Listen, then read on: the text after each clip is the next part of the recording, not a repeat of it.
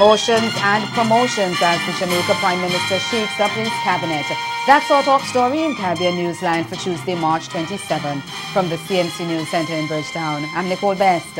Good evening. Jamaica's Prime Minister Andrew Holness has announced changes to his cabinet that include the reassignment of the Ministers of Finance and National Security. The new ministers took up their positions on Tuesday. Among them is Dr. Nigel Clark, who became an MP just 3 weeks ago when he won the by-election in the constituency of St. Andrew Northwest and is the new finance minister.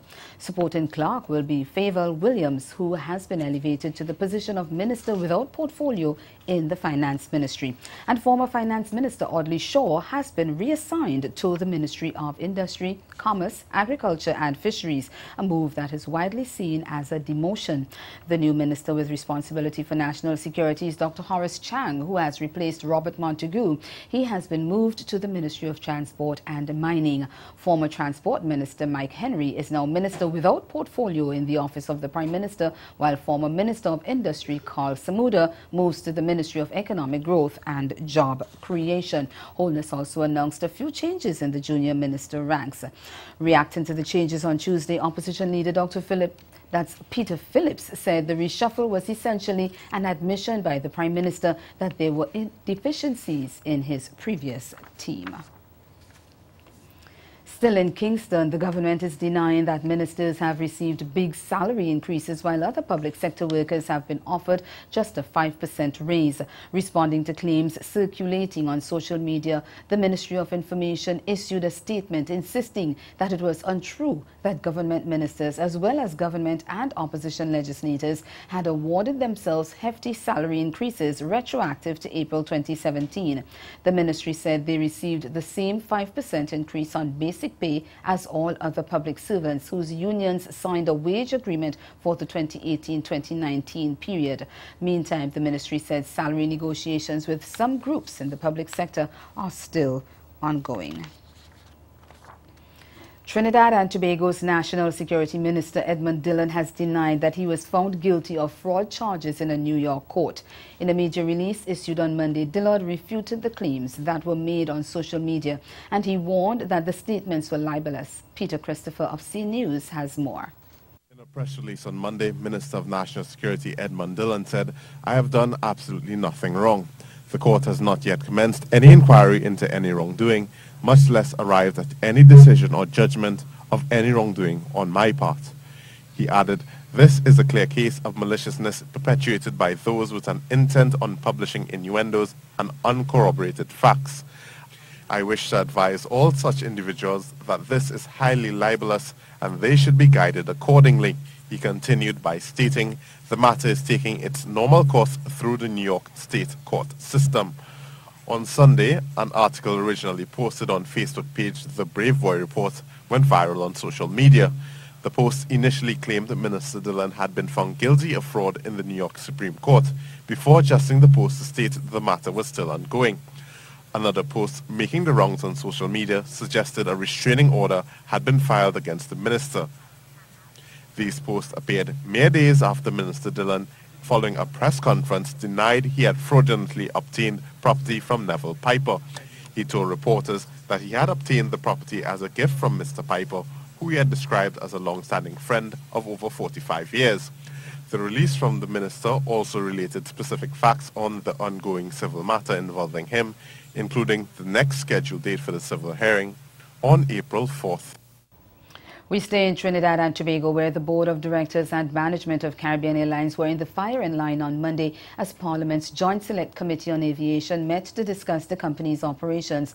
The committee expressed deep satisfaction with the way the cash-strapped company is being managed and questioned its hiring, remuneration and compensation processes. We get more in this report from CNews. Was there nepotism in the hiring process of 11 senior employees at Caribbean Airlines Limited under the watch of CEO Garvin Madeira? This was the question posed to Mr. Madeira when he appeared before the Parliament's Joint Select Committee to answer how these 11 new managers all came from Digicel, where Mr. Madeira served as General Manager of Tobago and Chief Technical Officer before joining CAL. Further, Mr. Madeira was asked how one of these managers qualified for the post of General Manager of Cargo and New Business, earning over $70,000 a month. The newly minted managers who were recruited by Carl, many of them, to my mind, are square pegs in round holes. They do not satisfy. They don't have the experience.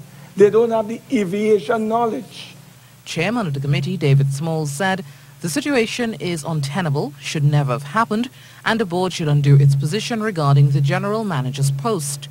So we try to understand the link between someone who's been involved in catering, some type of business around food management, being the general manager of cargo of an airline.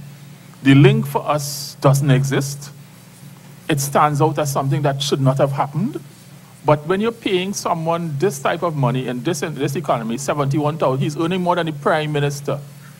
Let me put it in context. And he has zero experience on what you submitted to us here. So we're trying to understand, how did this happen? This individual should have this contract terminated post-haste. Mr. Madeira attempted to justify the board's decision. Now, the person in question has a master's in business administration and extensive experience within the organizational dynamics that we desire. What we've missed for a long time in CAL, and I must bring this forward today, is leadership. We need business leadership to move out of this concept of somebody functionally performing in one area. The role that we created was a general manager for cargo and new business. So we are thinking for the future. But the committee was not buying it and disagreed. I agree with some of what you're saying, but for this particular position, the committee is of the view that cargo management is not something that you can go, even with an MBA, and understand the logistics of managing cargo. And in Guyana, legal action is mounting against the David Granger administration over its decision to grant offshore concession to oil companies Hex and Nexen partners in ExxonMobil. A group which calls itself a fair deal for Guyana, a fair deal for the planet, has filed the appeal, challenging a High Court judge's decision not to grant a temporary order against the companies. The group has started to raise funds online to cover its legal challenges, but the government says it has done nothing wrong and no laws were broken with the oil expeditions. We get more in this report from HGP Nightly News. The group is being headed by social activist Raymond Gaskin. Gaskin explained that the 1999 Petroleum Agreement, which was signed by the late President Janet Jagan, was signed between the government of Guyana and Esso Exploration, a subsidiary of ExxonMobil. But in the 2016 agreement, Nexon and Hess oil companies, Exxon partners, were also granted licenses to explore offshore Guyana. He explained why he deems the move unlawful. Only Esso has or had an environmental permit to do exploration and production. These other two companies do not have. It is a requirement of the Environmental Protection Act of Guyana and of the Petroleum Act that you have to have this thing, and these two do not have. And the minister is proceeded to grant them these licenses in the absence of permits, the Nexen and the Hess. And that's why we go to the court on the matter. Mr. Gaskin believes that their argument is one of soundness, and he is confident that the group will be successful in the courts. despite their first application was thrown out by the courts.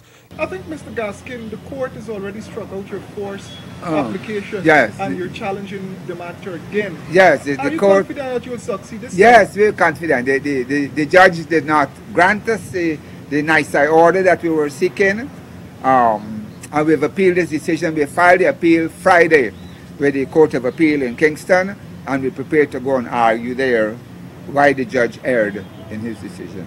Gaskin said irrespective of the message they are sending, he believes the group's concerns are legitimate. If a group or citizens of a country want to challenge something in a particular country before the court, which is the right place to go, and the British media wish to pick it up, that's their work. They're doing their work. They're picking it up.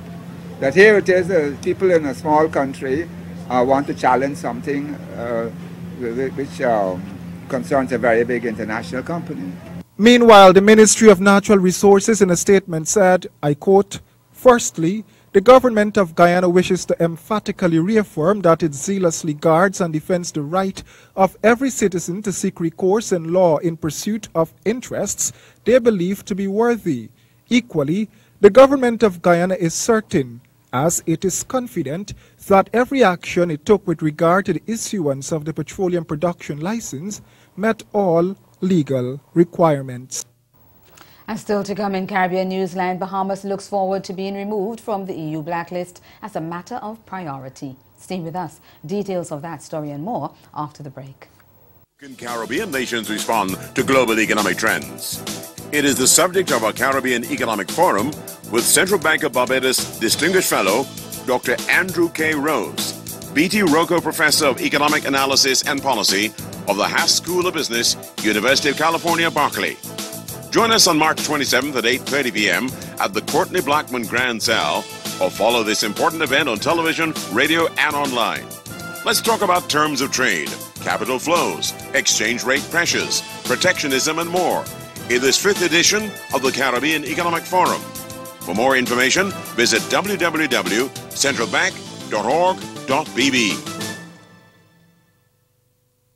It's time. Kick back, relax, enjoy the view, the boats, the scenery amidst epic parties, entertainment, and nightlife. Antigua Sailing Week. Experience 7 days of non-stop bliss. Chase the race daily by land or up close by sea as the crews compete for glory. Then, when night falls, the harbor ignites. Antigua Sailing Week, April 28th to May 4th, 2018. Antigua and Barbuda. The beach is just the beginning.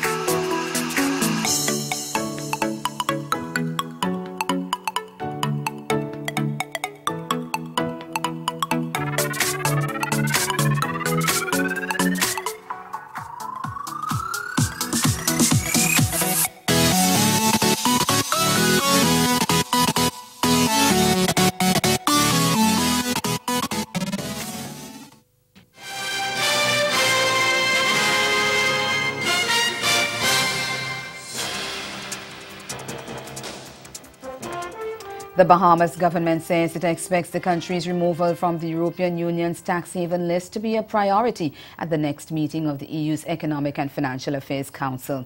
Deputy Prime Minister and Minister of Finance Peter Turnquest said the Bahamas has no more outstanding commitments for the EU's Code of Conduct group, and that should prevent it from being removed from the group's list of jurisdictions non-cooperative on tax matters. And he reiterated that the inclusion of the country on the blacklist in the first place was unjustifiable given its strong and unwavering commitment to the integrity of its financial services industry.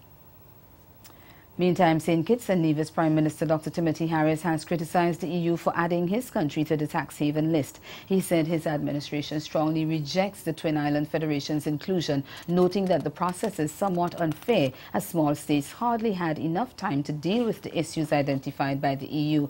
Harris also said the guidelines which the EU provides are inadequate. The Prime Minister raised a number of concerns, including fairness, deadlines, and the economic impact on developing countries by the EU decision, with the Director General for International Cooperation and Development in the European Commission, Stefano Massivisi, and that took place on Monday. Well, Massivisi is in St. Kitts for the EU CARIFORUM Council of Ministers meeting, and he says the EU wants to further strengthen relations with Caribbean Forum, that's CARIFORUM countries, as it moves towards a successor to the Cotonou Agreement that expires in 2020. The Cotonou Agreement links the EU with the African, Caribbean and Pacific group of countries, but Massivisi says the EU has to develop a pillar specifically for the Caribbean going forward. The dynamic of putting together Africa, Caribbean and Pacific is powerful, but the real challenge now is, while keeping the group, to go much closer to where people are living and problems and issues are formulated. So it is more the regionalization, if I may say so, of this agreement, in order to have pillars which are the regional pillars in which we can have a stronger and more permanent dialogue between the European Union and the Caribbean. So far, you know, we are meeting in the margin of EU CELAC ministerial or summit, you know, with Latin America altogether.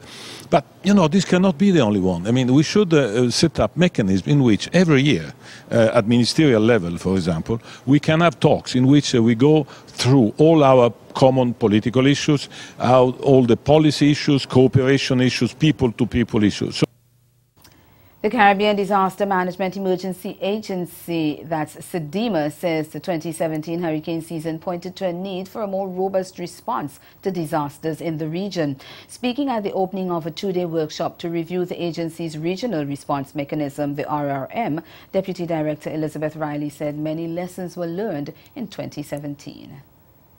Whilst we saw lessons being repeated, and certainly this is not something which we should take comfort in, we also saw new lessons emerging, such as the need for CARICOM-level policy responses to mass evacuation and mass displacement resulting in outward migration, revisiting the requirements for the transition from response to recovery, and strengthen scenario planning based on catastrophic events. We are also seeing the need to further incorporate themes such as child rights, gender, as well as psychosocial considerations into our operational planning. Last year's hurricane season is on record as the most devastating for the region, with two Category 5 hurricanes wrecking at least 4 countries within days of each other and leaving billions of dollars of damage in their wake. Riley says 2018 can see a repeat of such devastation. In January of this year, the global weather oscillation predicted that 2018 will be somewhat a repeat of 2017, with expectations of 16 named storms, 8 hurricanes, and 4 major hurricanes. The reasons for this have been cited as warmer than normal ocean surface temperatures, a favorable location of the Bermuda-Azores High, and a weak El Nino. Riley says this means that the regional response mechanism needs to be recalibrated to cope with disasters that can have an even more severe impact due to the added effects of climate change. In anticipating tropical cyclones, we must now plan for the catastrophic. It requires reassessment of the adequacy of the existing technical capacity at the national level, since this is the basis of our regional capacity. It also demands that the strengthening of response capability and the establishment of sustainable financing models for the RRM must be within the suite of the areas contemplated when we're discussing climate change adaptation. And ahead in Newsline Sport, the ICC not willing to meet with CARICOM leaders unless the Cricket West Indies boss is present. Don't go away, all the action in sport is next. Time. relax, enjoy the view, the boats, the scenery amidst epic parties, entertainment and nightlife. Antigua Sailing Week. Experience 7 days of non-stop bliss. Chase the race daily by land or up close by sea as the crews compete for glory. Then, when night falls, the harbor ignites. Antigua Sailing Week, April 28th to May 4th, 2018. Antigua and Barbuda. The beach is just the beginning.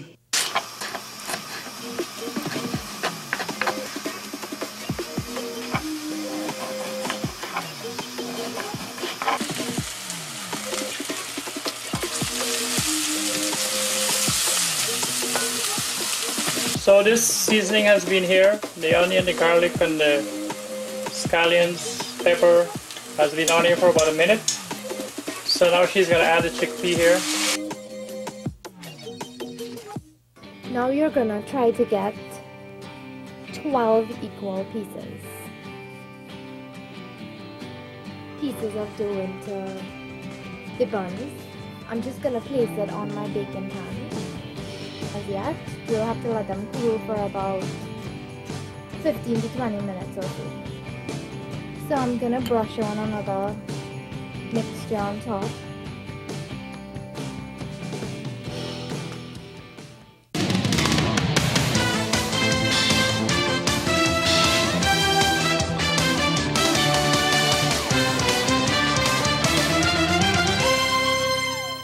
Cricket's governing body, International Cricket Council, the ICC, says it will not meet with CARICOM heads of government unless Cricket West Indies President Dave Cameron is present.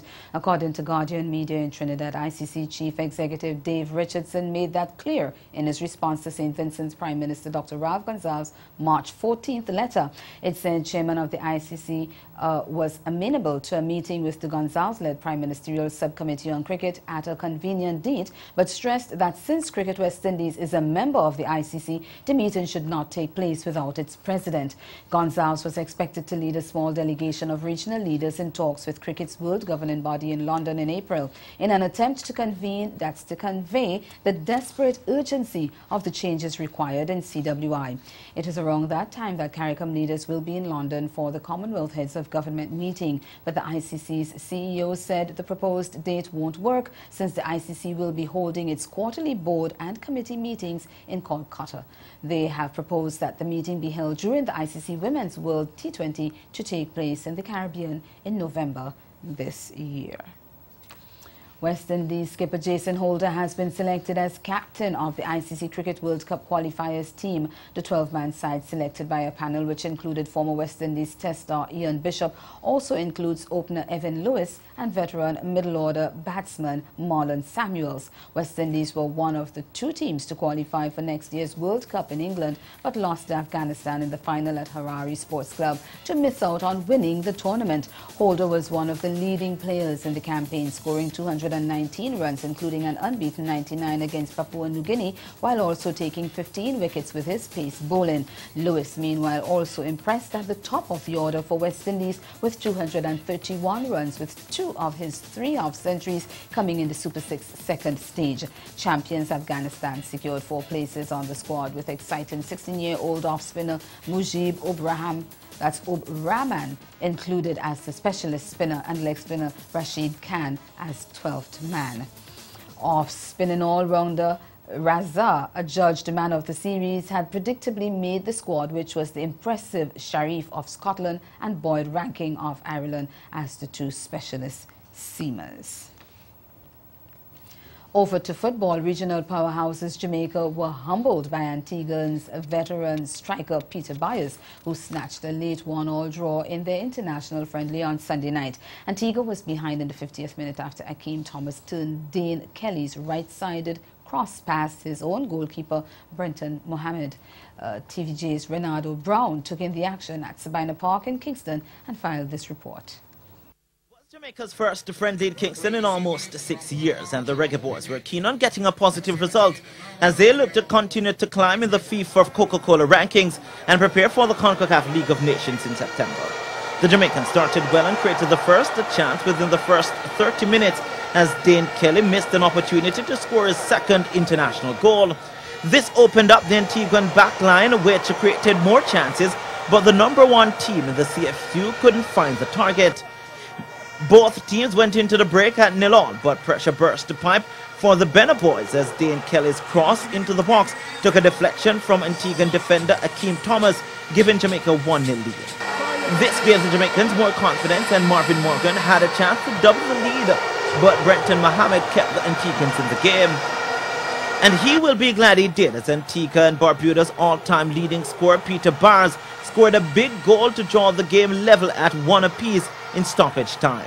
Head coach Theodore Whitmore ruled Jamaica's missed chances. I think it was a lukewarm performance. I think we should have put away the game.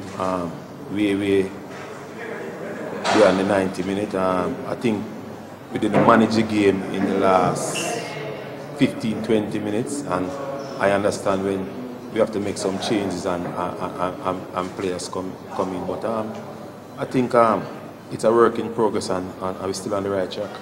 Head coach of the Antigua and Barbuda team, Ralston Williams, says his team accomplished the game plan to frustrate the Jamaicans.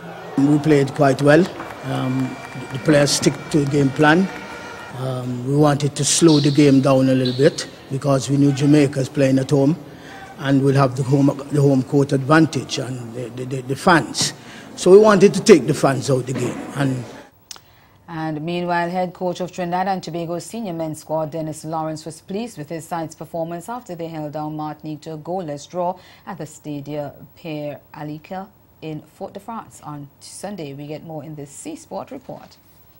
The TNT Warriors were held to a goalless draw with Martinique in Martinique as they ended their two-match swing through the French Caribbean with a win and a tie.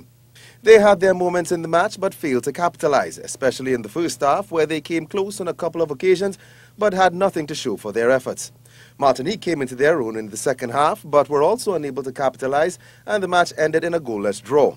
But coach Dennis Lawrence was pleased with the overall performance of the new team in both matches on tour. Yeah, I think it was extremely beneficial to us. I think it was part of the process that we're doing to have these two games. But look, we had a different experience. So we had a Martinique. As I said before, Martinique played a lot of football tonight. We tried to play, so the both teams tried to put the ball long and pass, and it was a good competitive game. And as I said, physically we pushed our boys. They faded away in the last 15-20 minutes, which is expected. But I was really pleased overall with the entire trip. The coach is also keen to get a crack at Panama next as he continues to groom his new squad for some major tournaments ahead, including the Gold Cup next year. But he needs certain things to fall in place first. After the Panama game, I think the focus is on trying to get the Pro League up and running. Because as I keep saying before, I think the strength of the national team is the strength of your league. So if we can get the Pro League up and running, it helps in our development process. It helps what we're trying to do, because we need to keep the boys active leading into the Gold Cup coming up next year. So at the moment, that's the idea. Take on Panama and then see how quickly we can get the Pro League up and running. And that's the sport. Stay with us. We'll be right back.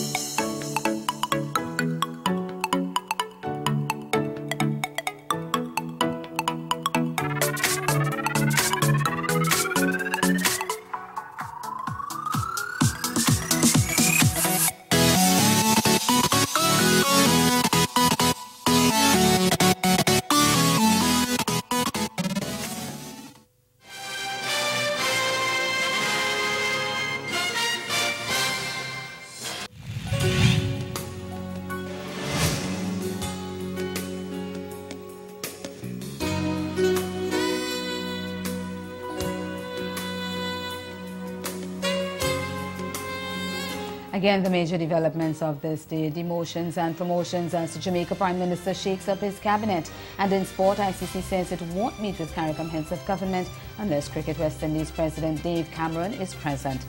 That's Caribbean Newsline. For news and sport around the clock, log on to CarnaNews.com.